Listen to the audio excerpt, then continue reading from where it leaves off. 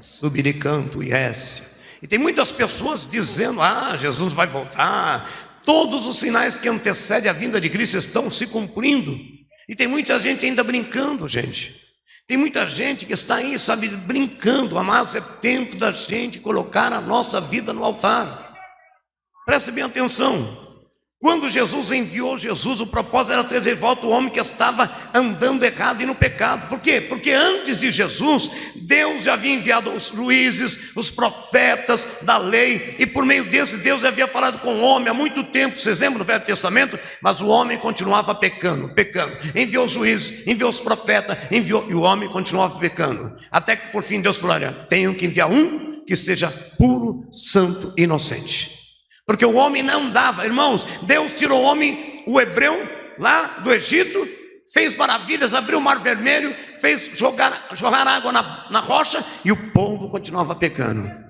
Está diferente hoje em dia?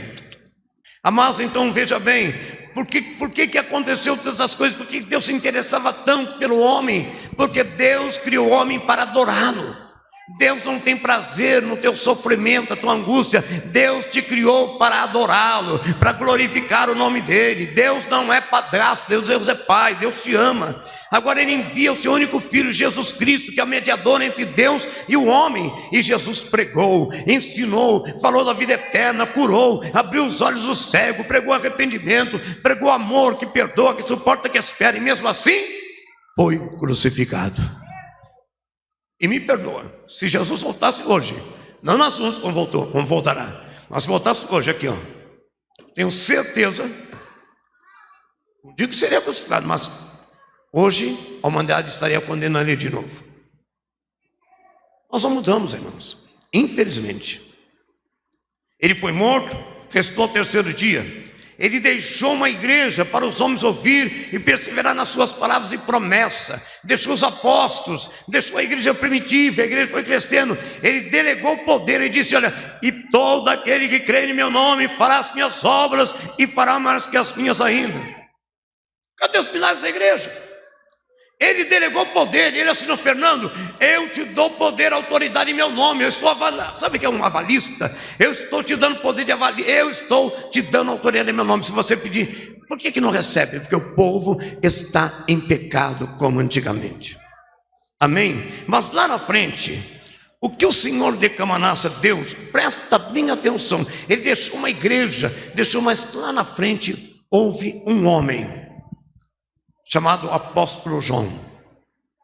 O único pecado desse homem foi pregar o evangelho, insistir no cristianismo, enquanto todo mundo já estava duvidando, incrédulo, pecando e fazendo. Foi levado à ilha de Patmos, quebrando pedra.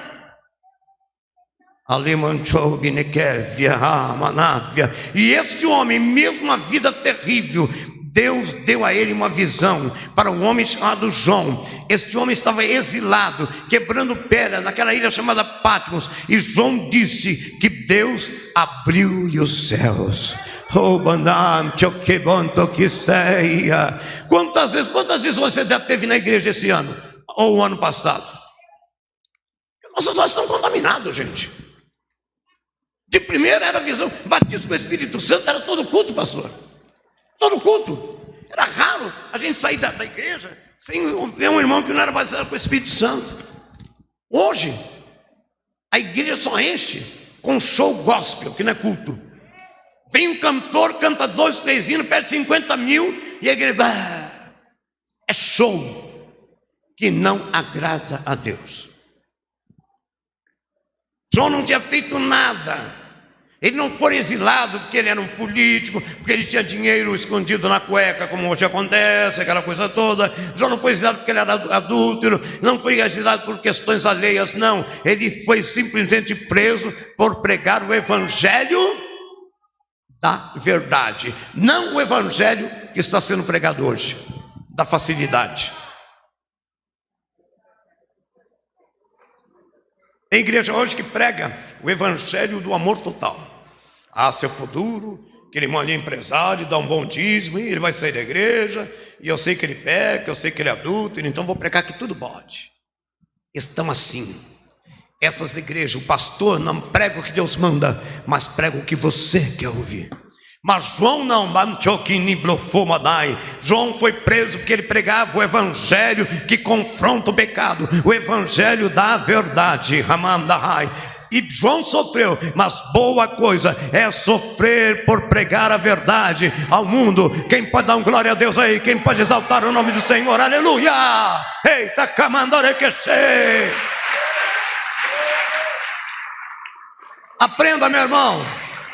Quando você está pregando o verdadeiro evangelho, fazendo a obra de Deus, você vai ser perseguido, afrontado, caluniado, apontado, mas isso é necessário, porque Deus de Comanácia, Ele vai permitir muitas coisas, sabe por quê? Para você ter maturidade, para você crescer, para ver como é, sabe, se você é crente ou não. É como uma palmeira, né? Vem o vento, ó, toma de um lado, toma do outro, mas não quebra, porque hoje o crente está prendido. O crente é aquele crente cristal, não me toque, não me rele, porque hoje eu saio daqui, vou para a igreja tal. Cuidado, meu irmão, canávia, semenévia, você pode mudar de igreja, você só não pode entrar no céu. Terra! Shinibio que manai te prova súbia, rebien de cobianobia, semeniquicianai. Oh, Espírito de Deus, manabaceia. João confrontava o pecado, falava o que Deus manda, não o que o povo queria ouvir. Mas ele tem uma recompensa, ele vai ter uma das mais belas visões de toda a Bíblia. Ele estava em Pátimos, fisicamente preso, mas espiritualmente João estava livre. Ele estava preso ali, mas espiritualmente João estava livre. Eita glória, rabalabaxobedequévia. Hoje tem muita gente na igreja, livre fisicamente, mas preso espiritualmente. Nada acontece. Espiritualmente incrédulo, dentro da igreja como religioso, dentro da igreja somente por posição e não por ser servo.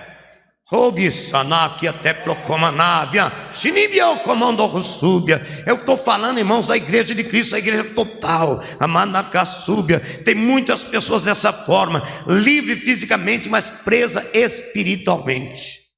Tem, irmãos. Mas tem muita gente ainda com ego, com eu. Irmãos, quanto mais você descer, Deus vai te encher. Quanto mais você desce, humilha-te, desce porque Deus vai te encher. Tem azeite que vai descer hoje. Alabatuque na badarabácia.